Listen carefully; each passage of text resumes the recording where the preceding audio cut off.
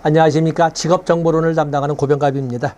이번 시간엔 2016년도 기출문제 네 번째 기출문제를 한번 분석해 보도록 하겠습니다. 그래서 가능한 한 최근 개정 자료를 바탕으로 해서 기출문제를 변형시키고 해서 문제에 접근하도록 하겠습니다. 41번 보시면은 자, 문제를 최근 개정 자료로 변형을 시켰습니다. 한국표준직업분류에 대한 설명으로 틀린 것은 한국표준직업분류에서 여기 보시면은 2007년 제6차 개정 이후 시간 경과를 고려하여 전면 개정 방식으로 추진하되 중분류 이하 단위분류 체계를 중심으로 개정을 했다. 그래서 전면 개정, 6차 개정 이후에 전면 개정을 통해서 2018년도 개정판을 만든 겁니다. 그래서 7차 개정이 나온 겁니다. 고용 규모 대비 분류 항목 수가 적은 사무 및 판매 서비스직 분류를 세분화하고 자동화 기계화 진전에 따른 기능직 및 기계 조작직 분류는 통합하였다. 한국표준직업분류와 고용직업분류 간의 불일치에 따른 해소를 위해 고용자 등의 수를 감안하여 고용직업분류의 소분류 명칭을 일치시켰다. 자, 여기에서 우리가 자극적인 것이 있지요.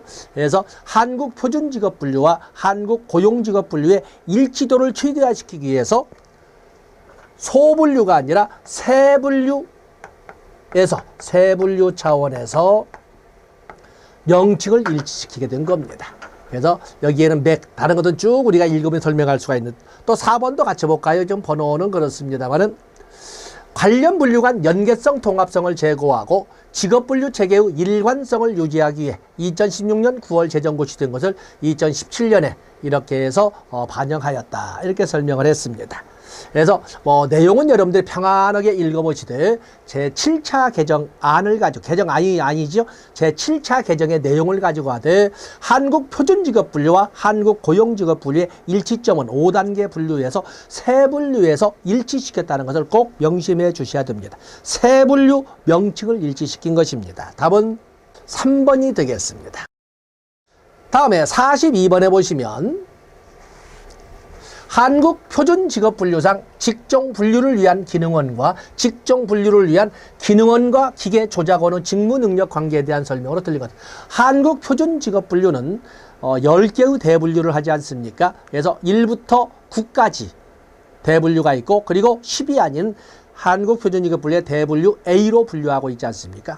그 중에 기능원 및 관련 종사자 또는 기능원 및 관련 기능 종사자는 대분류 7이 될 것이고, 그리고 기계 및 장치 및 기계 조작 및 조립 관련 종사자는 대분류 8이 됩니다. 양자를 비교해보라 이 말인데 난이도를 심화시킨 문제가 됐습니다. 기능원은 대분류 7에 해당이 되겠는데 재료, 도구, 수행하는 일의 순서와 특성 및 최종 제품의 용도를 알아야 된다. 대분류 7에 대한 설명입니다. 기능원은 제품 명세서가 바뀌거나 새로운 제조 기법이 도입될 때 이를 적용하는 직무 능력을 가지고 있다. 제품 명세서가 바뀌거나 새로운 제조 기법이 도입될 때 이를 적용할 수 있는 직무 능력을 필요로 하는 것은 이것은 대분류 8, 장치 및 기계 조작 및 조립 관련 종사자가 되겠습니다. 여긴 기능원이 아니라 기계 조작원이라고 볼 수가 있습니다. 직무 능력 형태의 차이를 고려하여 장인 및 수공 기회성 직업은 대분류 7 기능원 및 관련 기능 종사자로 분류하고, 제품의 가공을 위한 기계 지향성 직업은 대분류 8 장치, 기계 조작 및 조립 종사자로 분류한다. 그래서 여기 3번만 가지고도 우리는 대분류 7과 대분류 8의 분류의 아주 핵심 내용을 정리했다라고 볼 수가 있습니다. 4번에 보시면 기계 조작원은 복잡한 기계 및 장비의 사용 방법이나 기계에 어떤 결함이 발생 시 이를 대체하는 방법을 알아야 된다. 자, 이것은 대분류 8 장치 및 기계 조작 및 조립 종사자에 대한 설명이 되겠다. 이건 맞는 거죠. 그래서 여기는 함정을 2번에 봤습니다. 기능원은 수행하는 일의 순서를 파악하고 있어야 되고, 그에 비해서 어떤 새로운 개조 기법이 있을 때 그에 대한 적용 능력은 조립 관련 종사자. 그래서 여기 기계 조작원에 대한 설명이다. 답은 2번이 되겠습니다. 그래서 저 2번에 보면 이 고급 직업정보론에 대해서는 아주 난이도가 한 3단계는 깊이 더 들어간 아주 섬세한 내용까지 포함을 시켰다는 것을 알 수가 있습니다. 자, 답은 2번입니다. 43번에 보시면 직업능력 지식 포탈에서 제공하는 정보가 아닌 것은, 자, HRD가 이렇게 나왔지 않습니까? HRD. 그러면 훈련정보, 국가기술 자격정보, 구인정보, 고용보험통계. HRD에서 제공하는 것이 아니라 고용보험통계라고 해서 한국고용정보원에서 제시하는 겁니다. 때문에 우리가 보면은 훈련 과정에 대해서 다양한 훈련 정보를 제시하고 있고, 또 그런가 하면 지원제도로서 지원제도에 관련돼서 구인정보도 자격정보도 학과정보도 다 제공을 합니다. 또 자격정보도 다, 자격정보로서는 국가자격, 공인, 민간 자격, 또 국가 기술 자격의 검정, 또 시험 일정까지도 아주 HRD에 다 제시를 합니다만, 고용보험 통계는 한국고용정보원에서 제시하는 이런 것이 되겠습니다. 그래서 답은 당연히 4번이 되겠습니다. 44번을 보겠습니다. 다음 중 노동을 주제로 하는 통계가 아닌 것은, 노동을 주제로 하는 통계가 참 이루실 수 없는 많은 약 30여 개의 종류를 우리가 이렇게 검색해 볼 수가 있습니다만, 그 중에 노동이 주제가 아닌 것을 찾아보자는 겁니다. 그래서 거기 보면은 고용 형태별 근로 실태조, 노동에 관련된, 고용에 관련된 겁니다. 기업체 노동 비용 조사, 여성 관리자 패널 조사. 여성 관리자 패널 조사는 양성평등이란 그 기본 헌법 정신 이하에서 소위 고용이 양성평등이 얼마나 구현되어 있는가 하는 소위 노동을, 양성평등 기반의 노동을 주제로 한, 고용을 주제로 한 것이 되겠습니다. 사업체 노동력 조사 다 좋습니다. 그 중에 기업체 노동 비용 조사라는 것은 인건비, 경상 비용 중에 소위 인건비에 대한 관련 것이 어느 정도 몇 퍼센트를 차지하고 있느냐를 분석하는 것이지, 노동이나 고용을 주제로 하는 것은 아닙니다. 답은 2번이 되겠습니다. 45번에 넘어가 보시면 한국표준산업분류의 통계 단위에서 하나 이상의 산업활동과 관련이 가장 낮은 것은, 하나 이상의 산업 관련이 가장 낮은 것은, 교묘하게 아주 출제를 했군요. 자, 우리가 보면은 통계 단위를 이렇게 보면은, 통계 단위, 이제 그림이 좀 그렇습니다만, 통계 단위를 보면, 여러분들은 특히 수험생의 입장에서는 여러분들이 꼭 머릿속에 그려서 말로 풀고 손으로 적을 수가 있어야 됩니다. 장소의 동일성과 산업 활성의 비중, 산업 활성의 동일성을 가지고 있는데, 자, 우리가 암기할 때 하나의 장소, 하나의 장소에서 하나의 산업 활동을 영위한다면 바로 그것을 우리는 사업체 단위라고 부릅니다. 사업체 단위. 하나의 장소에서 여러 산업 활동을 영위한다면, 여러 산업 활동을 영위한다면 여기는 우리가 지역 단위라고 이렇게 분류합니다. 여러 장소에서 하나의 산업 활동을 영위한다면 활동 유형 단위라고, 활동 유형 단위라고 이렇게 분류하고 있고, 여러 개의 장소에서 여러 개의 산업 활동을 영위한다면 우리는 이를 기업 단위나 또는 기업체 단위라고 이렇게 분류하고 있습니다. 자, 여기는 하나 이상의 산업 활동을 물어봤습니다. 하나 이상의 산업 활동은 당연히 보나마나 여러 개니까 기업이나 기업체 단위나 지역 단위를 말합니다. 기업 단위나 기업체 단위나 지역 단위. 가장 관련성이 낮은 것은 좀 비겁한 문제예요. 내용을 보지만 이렇게 해서 착시하게끔 이중의 고의를 통해서 이렇게 출제한 문제. 답은 당연히 보나마나 활동 유형 단위. 활동 유형 단위는 여러 개의 장소에서 하나의 산업 활동을 하는 것이 활동 유형 단위거든요. 그래서 머릿속에 그린 것을 말로 풀어볼 수 있고, 말로 푸는 것을 손으로 작업할 수 있는 그 박스, 통계 단위에 대한 문제가 나왔습니다. 좀 도덕적인 보도입니다. 답은 3번입니다. 46번에 보시면 워크넷, 구인, 구직, 취업 동행에 사용되는 용어 해설로 틀린 것은, 자, 거기 취업 동행에 대한 용어 해설이 이렇게 나와 있는데, 취업 건수, 금월 기간의 취업 건수, 워크넷의 취업 등록된 수, 제시 금액, 구직자가 구인업체에 요구하는 임금. 자, 이것도 함정의 내용으로 불리한 것이 아니네요.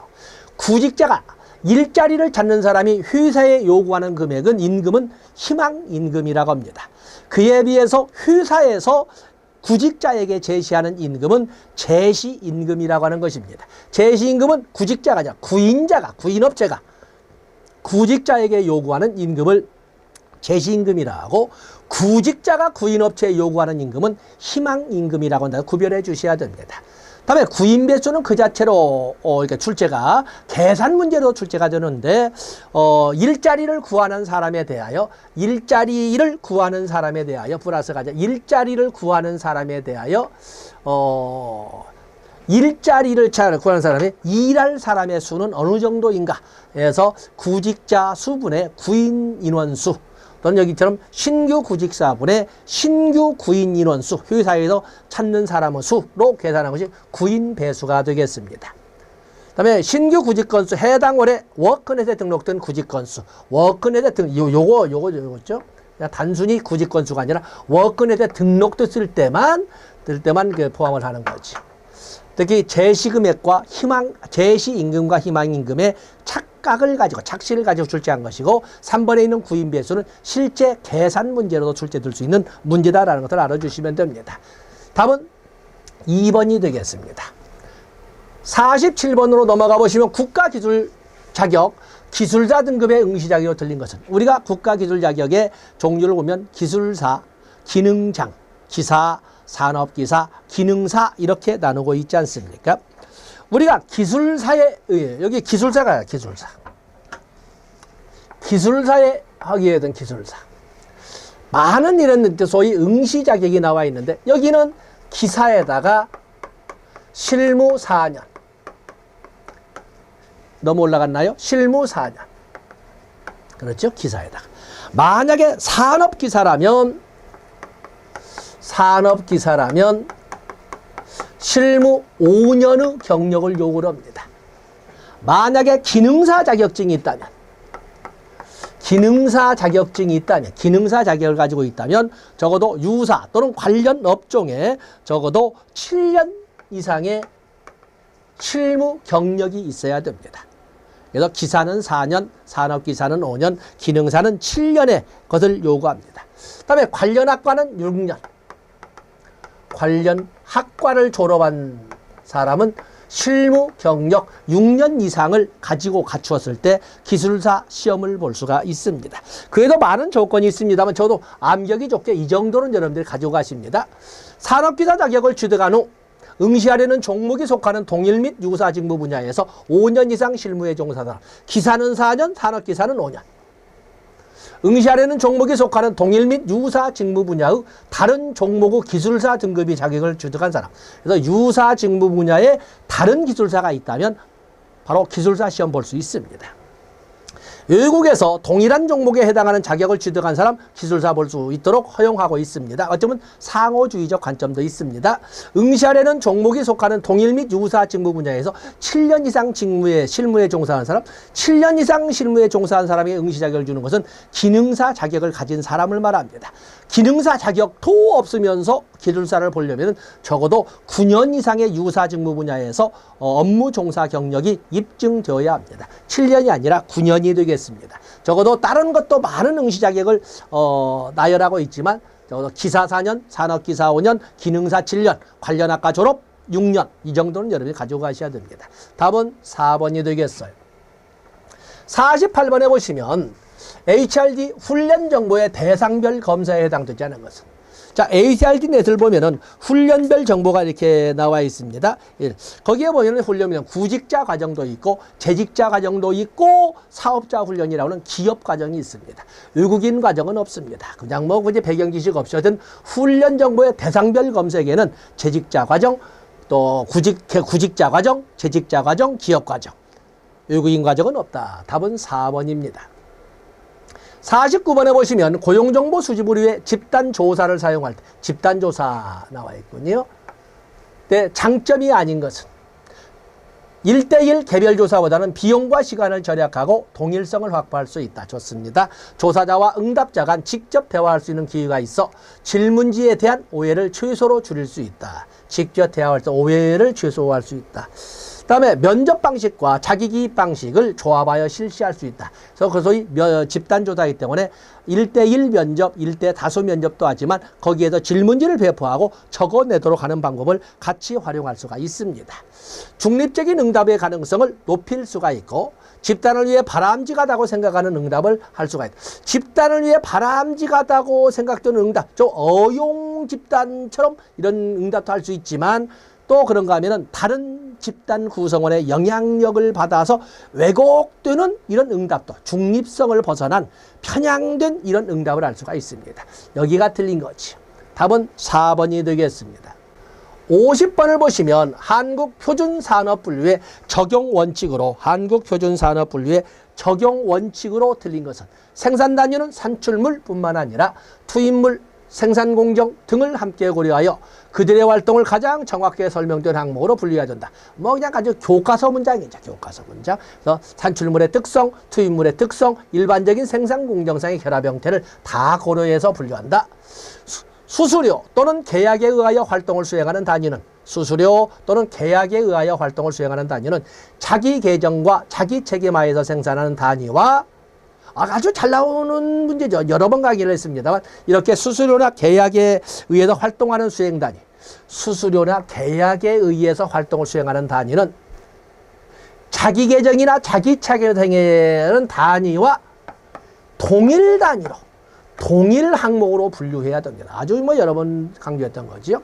동일 단위에서 제조한 재화의 소매 활동은 별개의 활동으로 파악되지 않게 제조 활동으로 분류. 이건 소매 활동이 소매 활동으로는 아닙니다. 제조 활동으로 분류해야 한다. 자기가 생산한 재화와 구입한 재화를 함께 판매한다면 그 중에 뭐 제조 활동을 할 수도 있고 판매 활동, 그 주된 활동에 따라 분류하는 것이지 어느 것으로 딱 분류해서 어느 것으로 딱 정해서 분류하는 것은 아니다. 자, 여기에서 틀린 것은 답은 2번이 되겠습니다. 워낙 잘 나와서. 51번으로 넘어가 보시면 한국 직무 능력 표준, 한국 직무 NCS에 관련된 문제가 나와 있네요.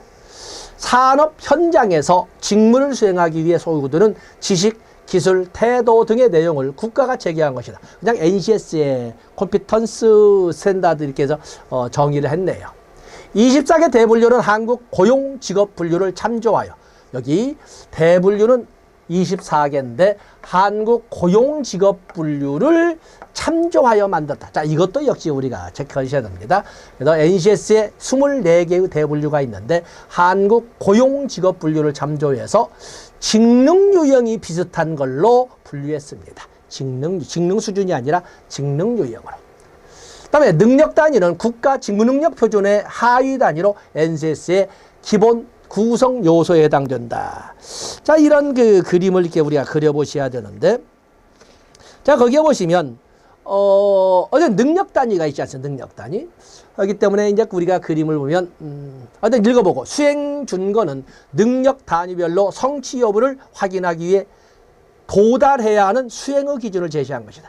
한번 우리가 떠올려 볼 수 있는 참조 자료는 탑재를 했습니다만은, 자, 우리가 보면 직무에 대해서, 직무를 가지고 이렇게 능력 단위로, 여러 개의 능력 단위로 이렇게 그림을 그릴 수가 있습니다. 능력 단위는 또 여러 개 다룰 수가 있겠죠. 이제 단지 이제 그림을 그려 두 개만 그려봤습니다. 이 능력 단위에는 능력 단위 요소, 그렇죠? 다음에 적용 범위,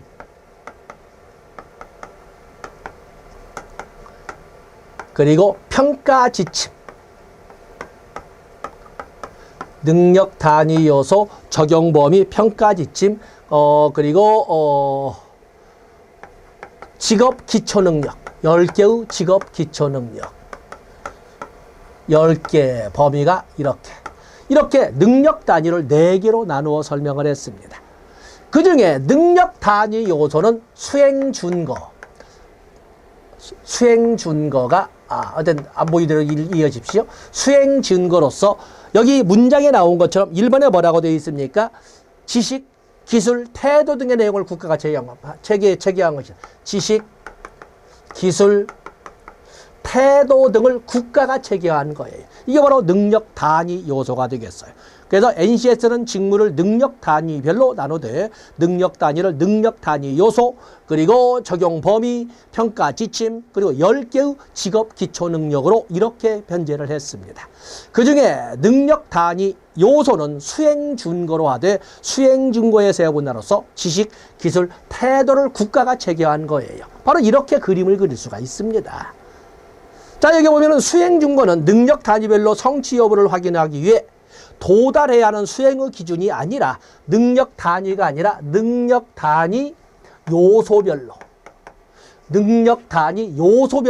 도달해야 될 기준을 제시한 거예요. 능력 단위별이 아니라 능력 단위 요소별로 도달해야 될 점을 만들었다. 답은 4번이 되겠어요. 그래서 NCS에 대해서 좀 상세하게 출제한 문제였다라고 볼 수가 있습니다. 답은 4번입니다. 52번에 보시면 한국표준산업분류의 산업 결정 방법에 대한 설명으로 틀린 것은 생산 단위의 산업활동은 그 생산 요소가 수행하는 주된 산업 활동의 종류에 따라 결정한다.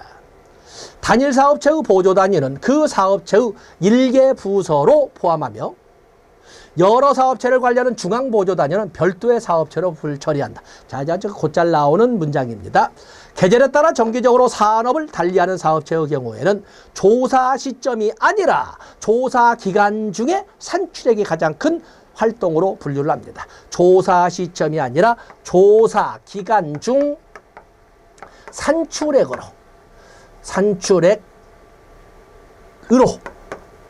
결정을 합니다. 조사 기간 중. 휴업 중 또는 자산을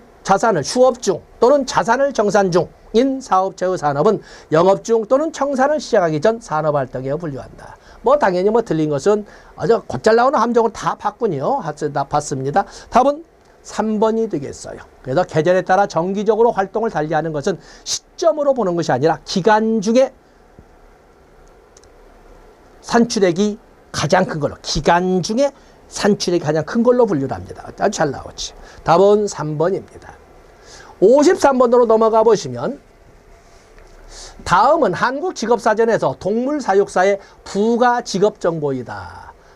한국직업사전에서는 부가직업정보 13가지를 제시하지 않습니까? 거기 보면 정규교육부터 해서 조사 연도까지 쭉 이렇게 제시를 했네요. 조사 연도 쭉 제시를 했습니다.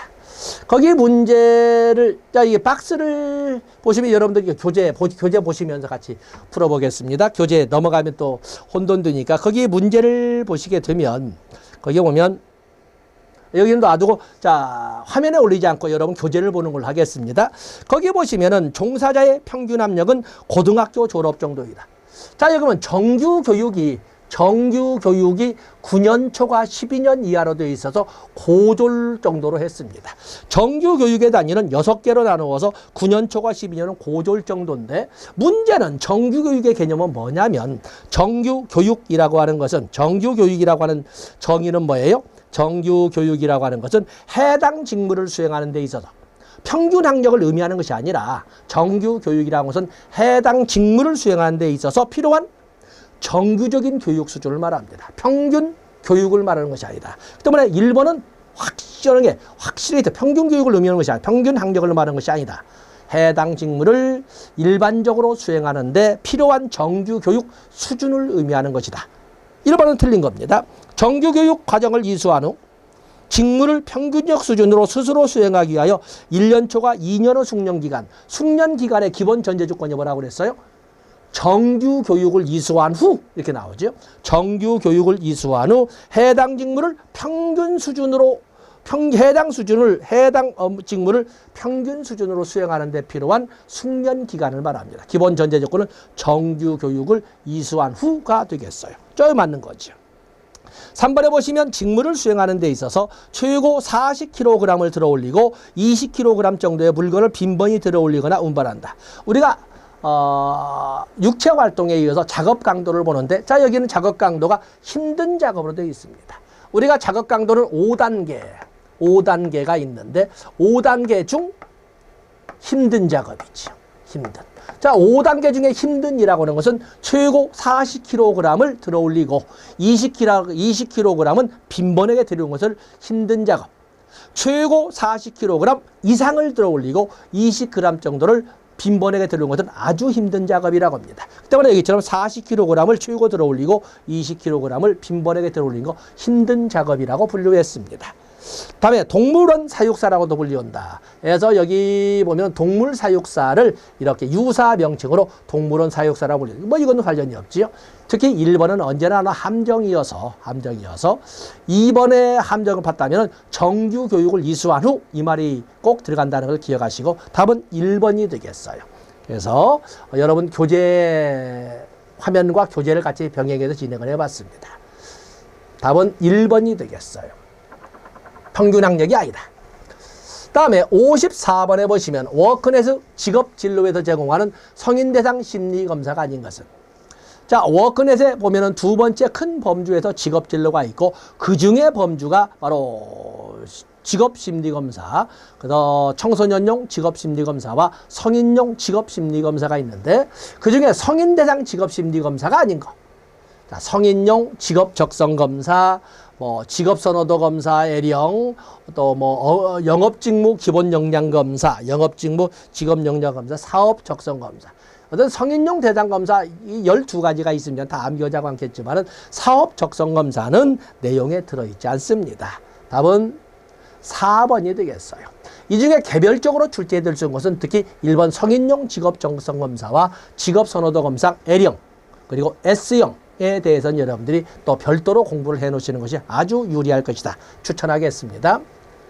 55번에 보시면 국가직무능력표준, 즉 NCS죠. 국가직무능력표준 사이트의 활용 방법으로 틀린 것은 분야별 능력 단위를 검색할 수 있다. 분야별 학습 모드를 살펴볼 수 있다.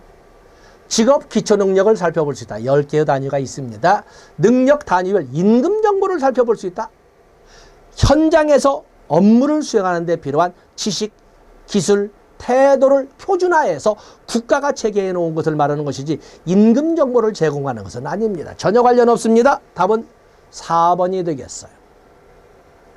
56번으로 가서 보시면 직업정보 제공 시 유의해야 할 사항으로 틀린 것은 직업은 그 분야에서 전문적이므로 이용자가 이해할 수 있는 수준의 언어를 이용한다.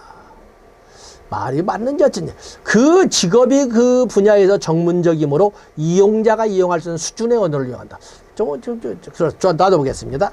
최신의 자료를 활용한다. 시청각 효과를 부여한다. 정보 제공 방법별로 구분하지 않고 표준화된 형태로 제공한다. 자, 이것은 그냥 기본 어떤 내용에 관련된 문제는 국문법상의 문제네요. 그래서 여기도 전문적이므로 이용자가 이해할 수 있는 수준의 언어를 사용한다. 약간 이것도 이연령 비연령입니다만 그러나 여기는 워낙 단정적 구분하지 않고가 아니라 업무 제공 방법별로 구분해서 제공을 해야 됩니다. 답은 4번이 되겠어요. 그래서 정보 제공 방법에는 인쇄 무료한 방법도 있고 시청각 매체한 방법도 있고 면접에 의한 방법도 있고 다양한 방법이 있지 않습니까? 그걸 구분해서 형태로 제시를 해야 됩니다. 답은 4번이 되겠어요. 57번으로 여러분들이 넘어가 보시면 한국 직업 전망의 분야별 고용 전망으로 옳은 것은, 자, 이런 문제는 이제 고급 직업 정보로는 내용이라고 볼 수 있는데 섬세한 세부 내용까지 파고 들어간 겁니다.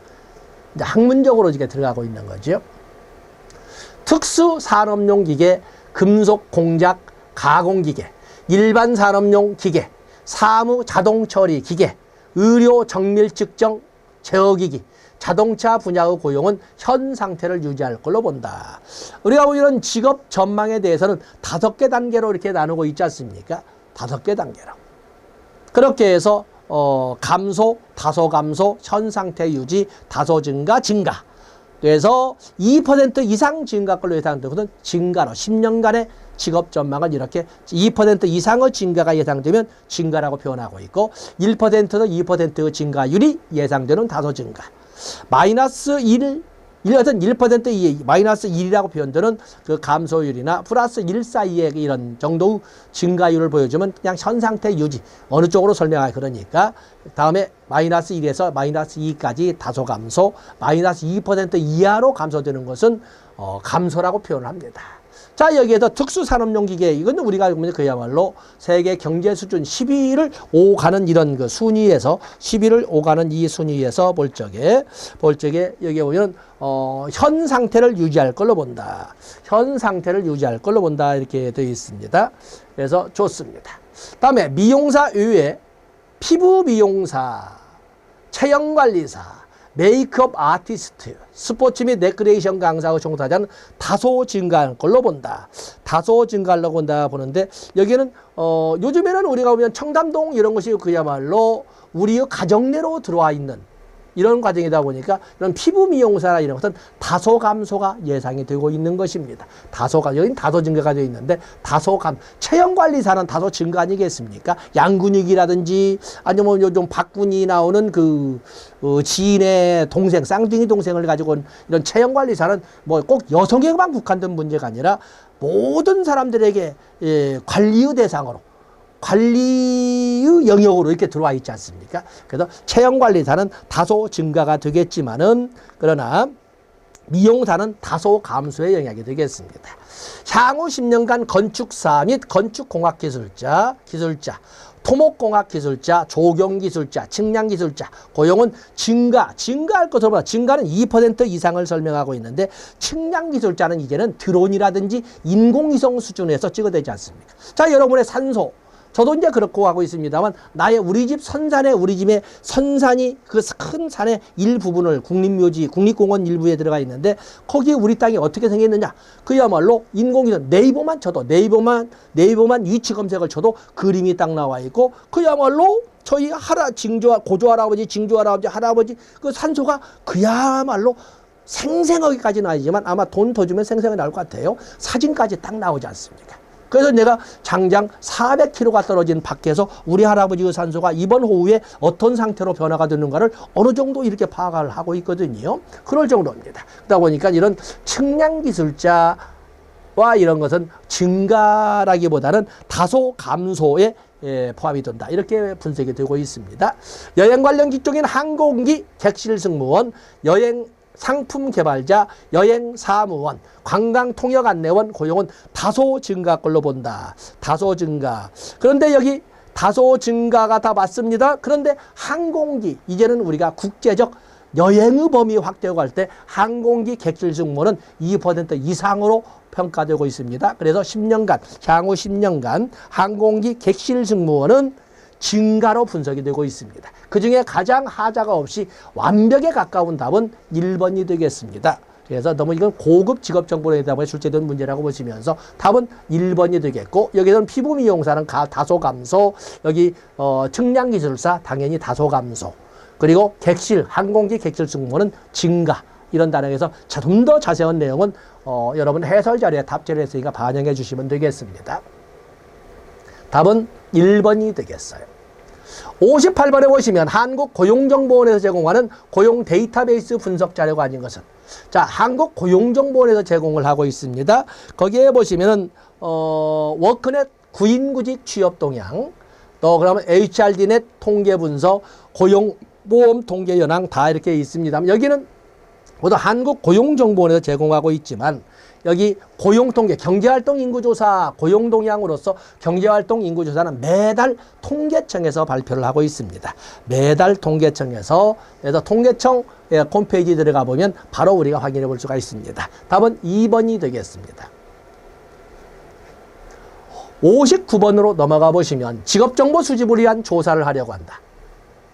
다음 중 일반적으로 가장 높은 응답률을 확보할 수 있는 것은, 가장 높은 응답률을 확보할 수 있는 것은 뭐니 해도 면접법입니다. 면접법이라고 해서 나 아무 말도 않고 가만히만 있다 왔어 라고 해도 면접을 하는 전문가, 즉 상담 훈련을 전문적으로 하던 면접관은 아무 내담자가, 클라이언트가 아무런 말도 하지 않았다 해도 그 사람의 손가락 움직임, 그 사람의 입 떨림, 그 사람의 고개의 방향, 이런 걸 가지고 내면 심층 세계를 들어가서 그 사람의 속내를 끄집어내는 거거든요. 그런 점에서 나는 아무것도 안 했다 라고 말을 한들 자기의 정체를 어느 정도 덜어내고 오게 됩니다. 응답률이 가장 높은 것은 직접이든 대인이든 간에 면접법이 되겠습니다. 답은 2번이 되겠어요. 60번에 보시면 한국표준산업분류의 분류기준이 아닌 것은 한국표준산업의 분류기준 이렇게 보면은 한국표준산업분류에서 분류기준은 투입물의 특성, 생산물의 특성, 그리고 생산 공정상의 일반적인 결합 형태 세 가지를 반영해서 산업을 분류를 합니다. 그래서 생산된 재화나 제공된 서비스의 특성, 이건 산출물의 특성을 이렇게 표현했습니다. 산출이라는 것이 바로 재화의 생산이나 서비스의 제공을 산출이라고 하지 않습니까? 그래서 산출물의 특성을 이렇게 풀었네요. 투입물의 특성, 소비활동의 형태는 관련없고 산출물의 물리적 구성 및 가공 형태, 이것도 또 말을 또 바꿨네요. 생산 공정의 일반적인 결합 형태를 이렇게 말로 바꿨네요. 그래서 분류 기준을 투입물의 특성, 생산물의 특성, 그리고 생산 공정의 일반적인 결합 형태라고 하는데 말을 이렇게 바꾸어서 표현하기도 하는구나. 이렇게 여러분들이 좀 난이도를 여러분 스스로 고쳐서 보시면 됩니다. 소비자는 소비물은 관련이 없죠. 답은 3번이 되겠습니다. 자, 이번 기출문제는 여기까지 분석한 걸로 하겠습니다. 고맙습니다.